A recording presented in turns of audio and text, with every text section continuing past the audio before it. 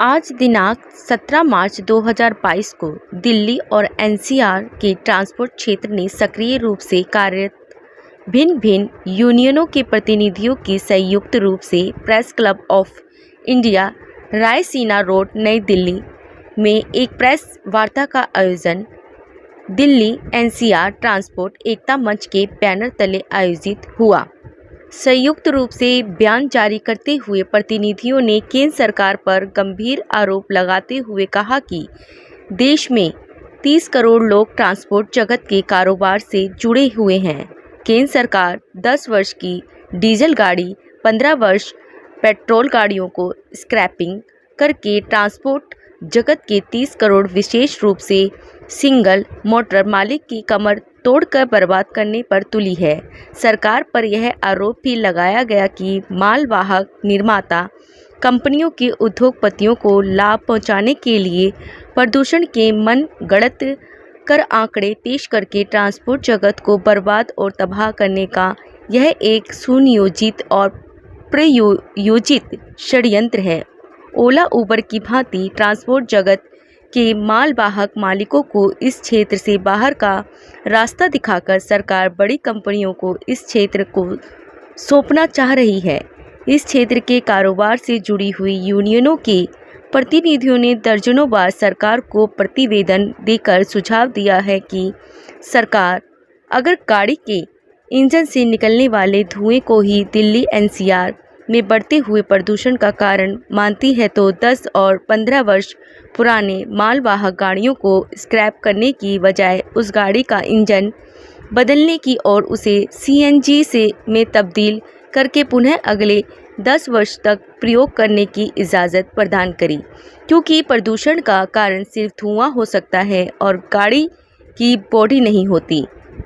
वास्तविकता ये भी है कि 10 वर्ष डीजल और 15 वर्ष पेट्रोल की वाहनों की स्क्रैपिंग की यह पॉलिसी सिर्फ ट्रांसपोर्ट जगत की कमर्शियल वाहनों को ही प्रभावित नहीं करती है, बल्कि यह देश के आम नागरिकों के लिए भी बहुत बड़ी समस्या है और सभी को प्रभावित करती है। इस तर्क संगत सुझाव को भी सरकार अनदेखी करके गाड़ी निर्माता कंपनियों को लाभ पहुंचाने का कुप्रयास करने की चेष्टा कर रही है और आड़ प्रदूषण बढ़ने का ले रही है। केंद्र सरकार की इस भ्रष्ट नीति के विशेष में दिल्ली एनसीआर ट्रांसपोर्ट जगत की सभी यूनियनों में संयुक्त रूप से निर्णय लेकर आगामी 1 अप्रैल 2022 को हड़ताल करके चक्का जाम करने का ऐलान किया है। जिन यूनियनों ने हड़ताल चक्का जाम की सहमति दी है उनकी संख्या तो दर्जनों में है। मुख्य रूप से नेतृत्व करने वाली यूनियनों और व्यक्तियों की सूची निम्नलिखित प्रकार से है। कुलतरन अठवाल, अध्यक्ष all India motor transport Congress. वरिष्ठ सुप्रीम कोर्ट अधिवक्ता जनाब महमूद पराचा। श्याम सुंदर, महासचिव दिल्ली एनसीआर ट्रांसपोर्ट एकता मंच। डीसी कपिल, गुरजीत सिंह सांगा, वेद प्रकाश, राजकुमार, नकुल मोहन, रणवीर राठी आदि। रामवीर गोला, अध्यक्ष mini truck transport welfare association महानगर गाजियाबाद।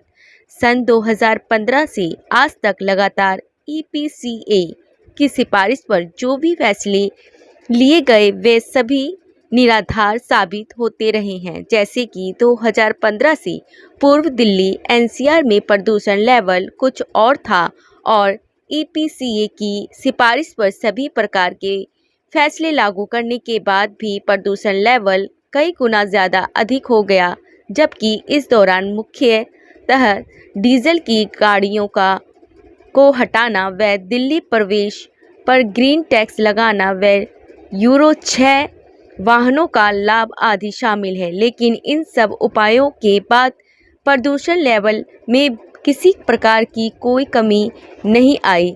यहाँ यह बात सिद्ध हो जाती है कि दिल्ली एनसीआर में होने वाले प्रदूषण कहीं और से हैं और इलाज कहीं और किया जा रहा है। आइए देखते हैं एक रिपोर्ट। तो ये दोनों जजमेंट्स ये कहते हैं कि नहीं, ये नहीं चलेगा, ये रूल्स जो है लागू नहीं होंगे और एनजीटी की जो जजमेंट है 15 साल वाली और 10 साल वाली वो लागू होगी। तो उसके लिए हमने ये कहा है कि सरकार एक छोटा सा ऑर्डिनेंस ही तो लाना है कि नहीं, ये सुप्रीम कोर्ट की और एनजीटी की जजमेंट नहीं लागू होंगी। हम जो फिटनेस टेस्ट की जो प्रोविजन हमने मोटर व्हीकल एक्ट के रूल्स में रखा है वो लागू होगी। इतनी सी बात है, कोई ज्यादा इसमें अगर लोगों को जो लोग ये लोग जो सफर कर रहे हैं इन दोनों का मतलब स्टेटमेंट के वो यस तो ये सुप्रीम कोर्ट को भी समझ में नहीं आ रहा है और ना एनजीटी को भी समझ में नहीं आ रहा है कि जो 50 लाख गाड़ी चलते हैं उसके साथ इतनी लोग। मैं तो खुद ही इस बात को कह रहा हूँ कि जजमेंट जो है इलॉजिकल है और क्रिटिसाइज करना किसी भी सुप्रीम कोर्ट की, हाई कोर्ट की जजमेंट को हमारा फर्ज है। What is the way to way is what Atwal साहब and the unions have announced, peaceful protest is the only way, this is the way out and now government will have to understand logic and do the justice, that is all we are. Sir मेरा एक question है कि जो transport union है जो आज नौबत आई है, क्या उसके लिए खुद जिम्मेदार है? जैसे कि आपने खुद बोला कि 25 करोड़ रुपए गवर्नमेंट हमसे ले चुकी है, 2500 करोड़ और 2600 रुपए पर एंट्री पे लिया जाता है, तो कहीं ना कहीं यूनियन को तभी अपनी आवाज उठानी चाहिए थी जिससे कि ये आज नौबत नहीं आती। इसका जवाब मैं दूंगा, लेकिन उसके मेरे बाद ये भी देंगे। इसकी बात यही है कि देखिए जो बड़ी बड़ी लॉबीज हैं दुनिया भर में जो काम कर रहे हैं, वो सरकारों को मिसगाइड करके और यूनियंस को भी इनइफेक्टिव बनाने के लिए पूरी दुनिया में साजिश हो रही है। इंडिया में बहुत जबरदस्त साजिश हो रही है। तो एक आधा सवाल का जवाब तो ये है, बाकी मैं चाहूंगा कि यूनियन वाले इस सवाल का जवाब। मैं इस सवाल कोई बात नहीं, बड़ा क्वेश्चन कर लिया। इस सवाल का जवाब हमने ईपीसीए के जो चेयरमैन थे भूरेलाल जी, जिनकी सिफारिश से ये सारे कानून ट्रांसपोर्ट व्यवस्था में ला दिए गए, हम उनसे टेबल पे भी मीटिंग करी, हमने उनको तथ्य भी दिया। मैंने आपसे पहले भी बताया आपको, हमने 2015 अक्टूबर 2015 से पीछे का पोल्यूशन लेवल भी लिया दिल्ली पोल्यूशन बोर्ड से और सेंट्रल पोल्यूशन बोर्ड से, उसके बाद का भी पोल्यूशन लिया। इस सब के बाद भी हम संबंधित अधिकारियों से बराबर तथ्यों के साथ, अधिकार के साथ आप दे सकते हैं। मुझे समझ में नहीं आता ईपीसी के सुझाव पर एलजीडी और सुप्रीम कोर्ट आंखों पर पट्टी बांध के फैसले सुना रहा है, जबकि उन्होंने ये लिखा है। हमने उनसे ये जानना चाहा कि दिल्ली एनसीआर में पोल्यूशन होने के मुख्य कारण बता दो, और जब आपको मुख्य कारण अगर पता लग जाए तो दूसरे नंबर पे हमने ये पूछा कि जब आपको कारण पता लगा तो किस कारण से कितना पोल्यूशन हुआ। तो आप देख सकते हैं, मैं ऑन पेपर आपको दिखा सकता हूं, दिल्ली पोल्यूशन बोर्ड की नो रिप्लाई, उन्होंने लिख दिया कि हमारे पास नो डाटा। जब आपके पास डाटा ही नहीं है तो आप फैसले किस चीज पे ले रहे हैं? और हमने संबंधित अधिकारियों से बराबर तथ्य से जिस दिन से लागू किया है, बराबर सरकारों से बात की है, दिल्ली के ट्रांसपोर्ट मंत्री से भी बात की है, जो एडवोकेट है अपने आप में, उनकी अगर मैं वो भाषा बताऊं तो वो कहता है कि एनजीटी का लट कौन खाएगा। मैंने कहा आप वकील हैं या आपने घास ही खो दी है, क्योंकि मेरे वकील साहब बैठे तो मुझे शोभा नहीं देता, जो आप पूछे तो मैं बता रहा हूं आपको।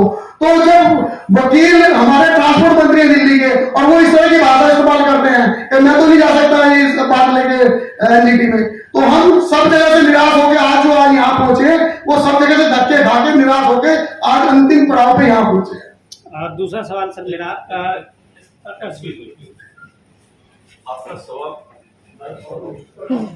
आपका सवाल कंप्लीट नहीं था सर। पहली बात आपने पूछा कि जब पहली बार, पहले तो मैं आप सभी का अभिनंदन करता हूं, मेरे सभी उपस्थित भाईजन, छोटे बड़े सभी सज्जनों को मेरी तरफ से मेरा प्यार भरा नमस्कार। मैं राजकुमार बहादुर ट्रक ऑपरेटर यूनियन की तरफ से और ऑल हरियाणा एसोसिएशन की तरफ से एज ए प्रवक्ता।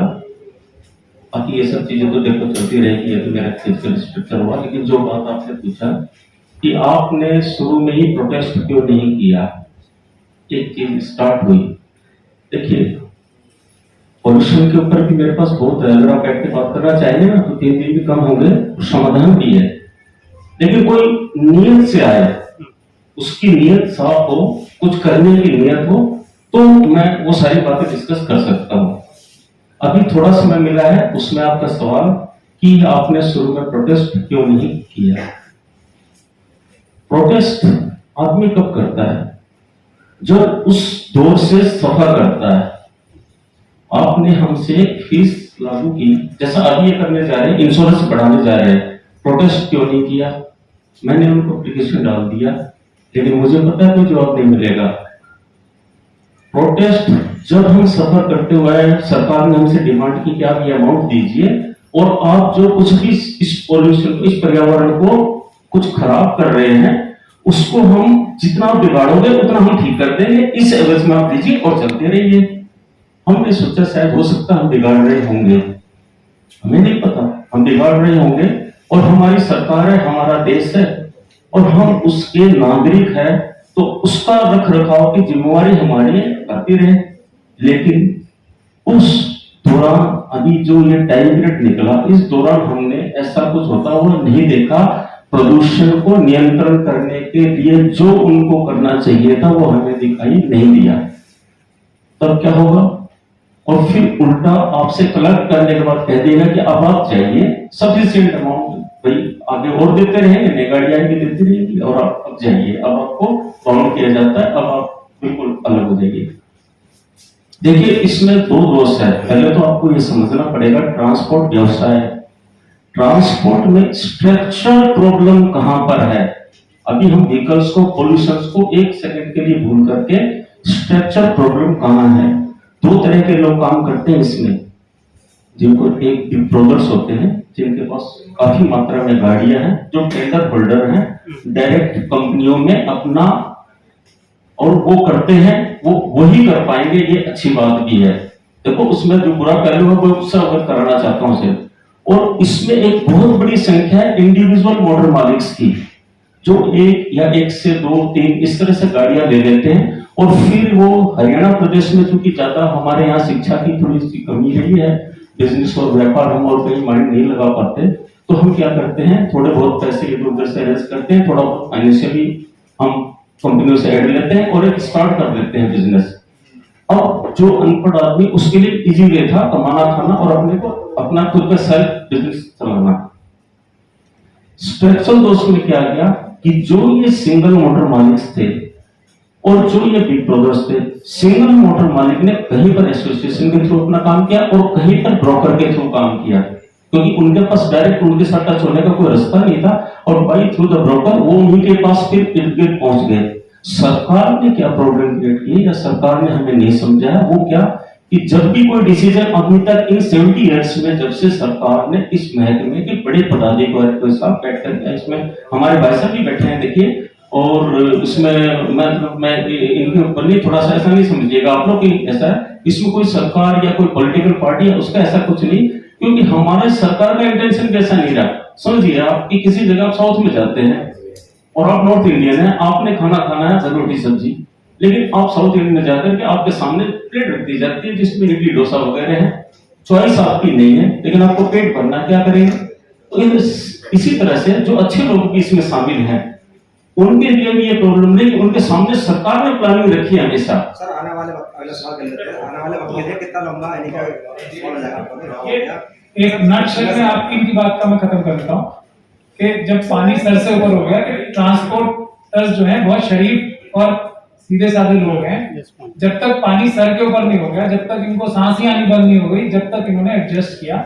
नटशेल में मैं समझता हूँ यही बात है, लेकिन जब नाक से नहीं सर से ऊपर पानी हो गया तो मजबूरी में करनी पड़ रही है, कोई खुशी से थोड़ी कर रहा है। सर एक दूसरा सवाल जी सर आपने जो पूछा कि अब से पहले आपने आवाज क्यों नहीं उठाई, सरकार ने हमारी जितनी भी एसोसिएशन है उसके अंदर डिवाइड एंड रूल की नीति अपनाई और हम लोगों को एकत्रित नहीं होने दिया, परंतु आज जैसे हमारे भाई साहब ने भी अपना समर्थन दिया है, पूरे देश की एसोसिएशन है हमारे स्टेट को बचाने के लिए अपना समर्थन दे रही है और आज के बाद जो भी लड़ाई लड़ी जाएगी वो संयुक्त रूप से लड़ी जाएगी, सभी का आश्वासन हमारे पास सुरक्षित होगा, इसलिए हम लोग अब आगे सक्षम होंगे इसको बनाने के लिए। सर मेरा दूसरा सवाल, एक तारीख से आंदोलन करेंगे तो आप लीडर कौन होगा आपका? हाँ, आपका लीडर कौन होगा अगर एक तारीख से आंदोलन करेंगे?